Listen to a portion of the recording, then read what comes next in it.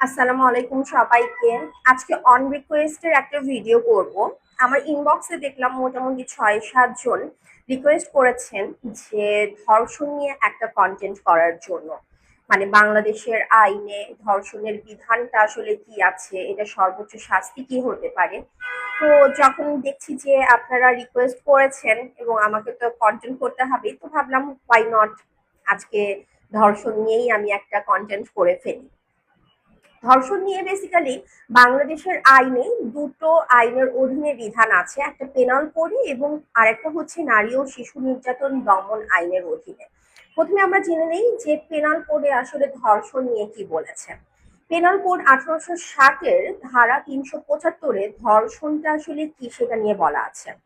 কোনো নারীর সম্মতি ছাড়া অথবা তাকে জোর জবরদস্তি অথবা ভয়ভীতি প্রদর্শন করে অথবা কোনো কিছুর লোভ দেখিয়ে প্রলোভন দেখিয়ে যদি তার সাথে যৌন সঙ্গম করা হয় অথবা 18 বছরের নিচের কোনো নারীর সাথে যদি জোর জবরদস্তি অথবা তার ইচ্ছাতেও যৌন সঙ্গম করা হয় তাহলে তাকে ধর্ষণ বলে বিবেচনা করা হবে।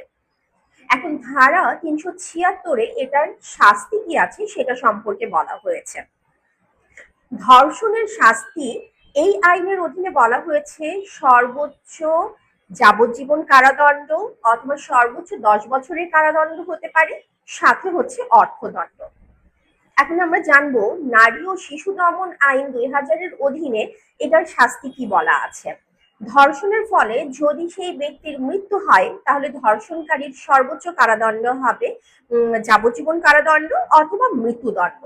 এখন নিশ্চয়ই আপনাদের রাগ হচ্ছে যে ধর্ষণ করলো, বেঁচে থাকলেও তার কেন 10 বছরের কারাদণ্ড হবে অথবা কেন শুধুমাত্র তার যাবজ্জীবনের কারাদণ্ড হবে। এই রাগ আর ক্ষোভ থেকেই কিন্তু 2020 সালে এই আইনকে একটু সংশোধন করা হয়েছে।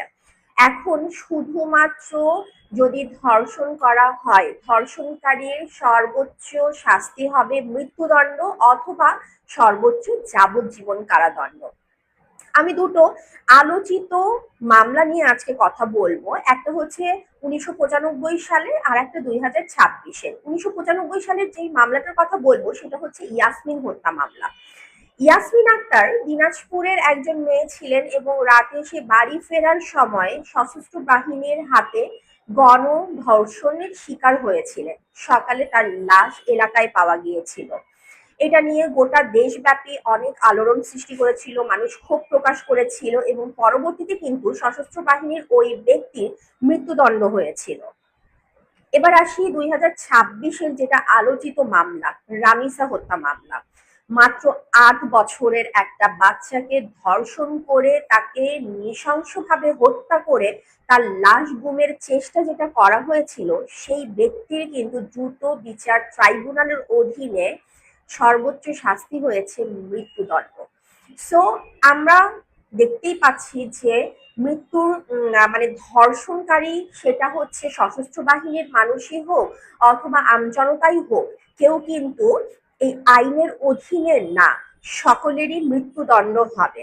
আমাদের আইনের উপর শ্রদ্ধা রেখে এই দ্রুত বিচারটা তো হচ্ছেই, কিন্তু আমাদেরও একটু সচেতনতা সৃষ্টি করার দরকার এবং আমাদের এটা বের করা উচিত যে সর্বোচ্চ শাস্তি তো মৃত্যুদণ্ড হচ্ছে কিন্তু তারপরেও এই ধর্ষণ কেন কমছে না, এই ব্যাপারে অবশ্যই সরকারের দৃষ্টি দেওয়া উচিত এবং এটা যেন পুরোপুরি বিলীন হয়ে যায় এই ব্যাপারে একটু কার্যকরী কোনো পদক্ষেপ নেওয়া উচিত।